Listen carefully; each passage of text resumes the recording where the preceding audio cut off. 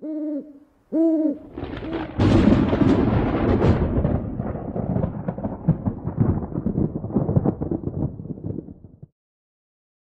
up guys, this is Android at Night, and today I've got a review of the Taurus aluminium case for the Samsung Galaxy S2.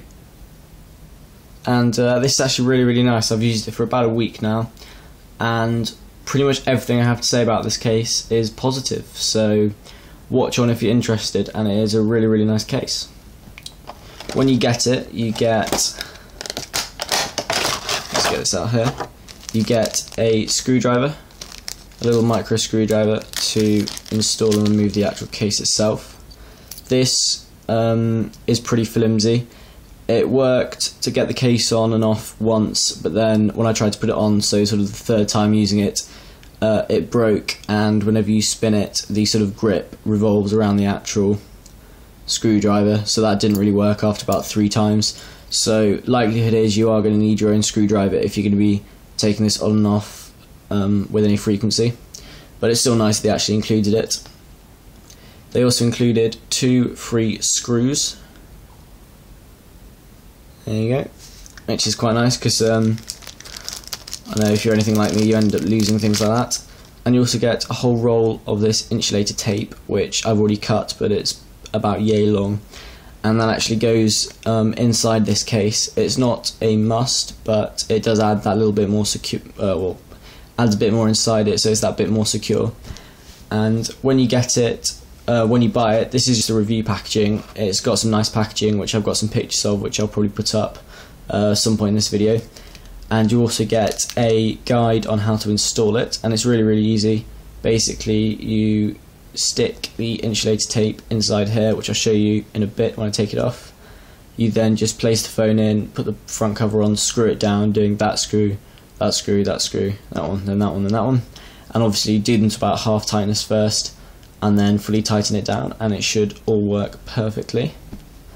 So just to run you through what the case actually looks like, on the side you've got a cutout of the power button, and you can see it is quite deep, but it's really easy to turn on and off still. I was quite surprised because I haven't got the biggest thumbs, but it was really easy. Your thumb sort of fits in quite nicely, and with just a minimal amount of pressure, the button works really nicely. Then you've got the cutout here, which is for the Korean version of the Galaxy S2, which has a little jack that goes in there. We don't need to worry about that, and it makes no difference for us.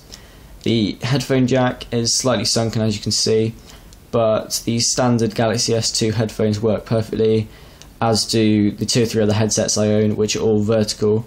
If you have the sort of ones that kick out a bit at an angle, you may have a bit of a problem because there is that little ridge there, but I think the majority of vertical headphone headsets should work perfectly.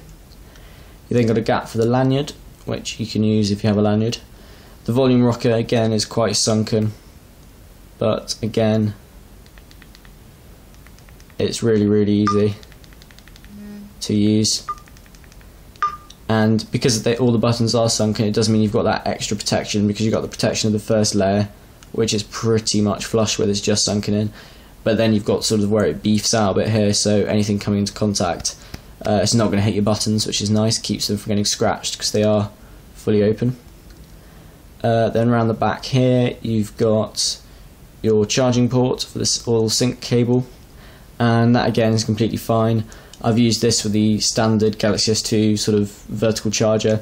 I've also used it with the one that's on an angle, which is for the Sony Ericsson Xperia, but I think it's the other design of cord, where it sort of comes off at a 90-degree angle, and that still fits in perfectly.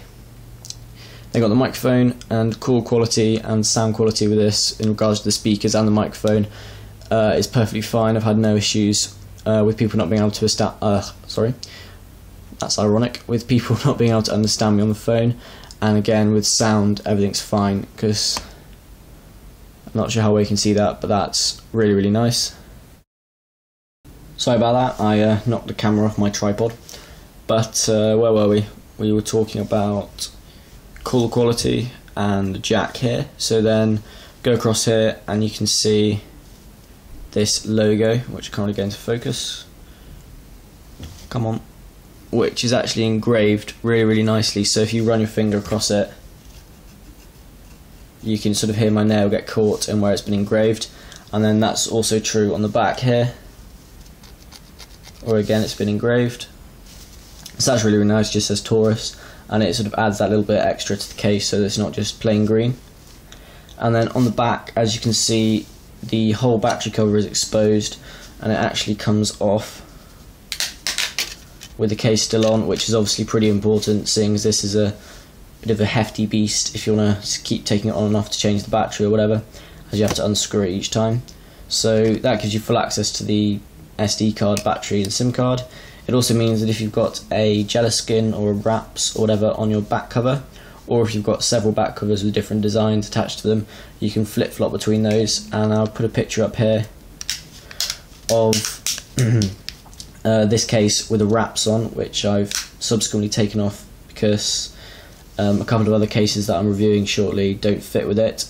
But this case fits perfectly with the wraps on the side, on the back, and then on the side again, and that fits perfectly fine, so you're not going to have any issues if you're using those. On the front, you've got a lay on the table design because there's a slight rim here, so you can just plonk your phone like that and you know the screen's not going to be touching, which is cool if you want to put it down here, so if you've got like a private email or whatever, you can just flip it over. On the back, you've got enough sort of bulk and heft over this bit here, which is that plastic bit which scratches really easily, and then combined on this slight rim here that when you put it down on a hard surface the camera isn't going to be touching. And I have actually checked by putting on a mirror and you can see straight through and the camera's not touching, so that's quite nice because it does mean that you're not going to scratch that, which is one of the design flaws of the Galaxy S2, I feel. In terms of thickness, you can definitely feel there's something on this when you first put it on. It feels much bigger, but it's mainly only bigger this way. It doesn't feel much thicker because you can, when you're holding it, you still touch the actual back of the Galaxy S2, so you still feel that thinness right in the middle, but you just get that extra security from having the thicker rim. So I really like that because you do sort of keep the thin profile of the phone, but when you're holding this you really feel like you're holding on to something. You know it's not going to fall out your hand or break or whatever, because the Galaxy S2, it's nice but it does feel a tiny bit flimsy sometimes, and this gives you that extra sort of rigidity around the edge, which I really like. The other thing I like about this is that the colours are really nice.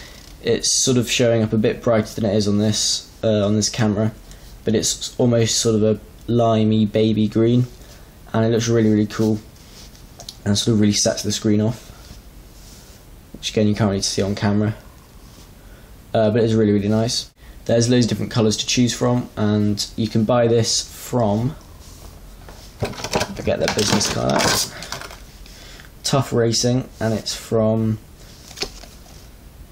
toughracing.com, and I'll put a link to that in the description. And I think they retail for about, and I've forgotten, so I'll put it in the video here, but they retail for that, and I know it seems, I remember it's fairly high and it seems quite a lot, but when you get it you are paying for a lot of aluminum, because this is true to form aluminium, and I have managed to chip it in one place, which you probably can't really see, but it's just there, and that was actually from dropping it from sort of hand height onto concrete, which I was really not very pleased about, but at least it gave me a chance to see how this case works. And it sort of landed on a curb like that and then just came to rest, and the screen's perfectly fine, so this rim obviously does the job, and there's only a slight amount of damage. It's sort of like little pot marking on top, which I'm not really sure if you can see, but it's really good quality aluminium, so don't get it confused with sort of a cheaper plastic case. You are paying for the quality, and it is pretty good quality, and it is a metal case, which is kind of novel. I don't think I've ever had a phone with a metal case on before, and this does grab loads of attention. Sort of, you're just walking down the street, especially if you double it up with a wraps or a gelatin on the back to add that extra bit of colour, or even now that's quite a cool colour contrast, and sort of, oh, what's that? People immediately look at it, their eyes are drawn to it, and it's cool. I really like it. It looks really cool. Don't really know what else to say. I'll just take it off for you, so you can sort of see the taking off and installation process. And I'm just going to get my screwdriver because, as I said, this one's broken. And this is my own micro screwdriver. And I'm just going to unscrew it. Shall fast forward through this bit.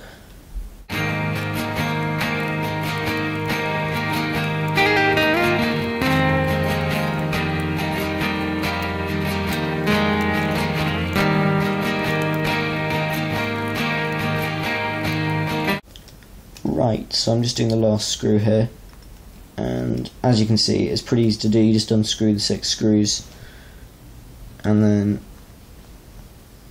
the whole front shield just pops off. Oh, let's loosen that one. Come on. Right, there we go. So you pop that off, and you can see you've got the front bit, and you then just take that off. And as you can see here, the black bits are where you stick the insulator tape, and there's a guide for that again if you actually buy the case. I didn't get it because it's a review sample, but the dude over there, who's really cool, he sent me the PDF of the same guide, so I was able to look at that, and it's really helpful. So you just stick the insulator tape in there, and as you can see, the Galaxy S2 is not scratched at all. I was a bit dubious about putting a completely metal case on this, seeing as it is plastic, and if anything's going to take the hit, the case is going to be fine. But yeah, there's no damage to it whatsoever. So I had this on for about a week, as I said, and it did its job. I dropped it on concrete and it survived with a small bump, so I think we know it works, and the phone is completely fine when you take it out, so thumbs up all around. Again, if you want to buy this, you can get it from toughracing.com. And again, that'll also be in the description. If you've got any questions about this, just comment. Please subscribe if you haven't seen my videos before. I've got loads and loads of Galaxy S2 case reviews coming out in the next few days and over the coming weeks. So subscribe if you want to see them. And you may be able to tell by my voice, I've got a bit of a cold. I've been away for a week, and yeah, I think I've got a holiday illness. But we're soldiering on, and I'll see you guys in the next video. Ta-da!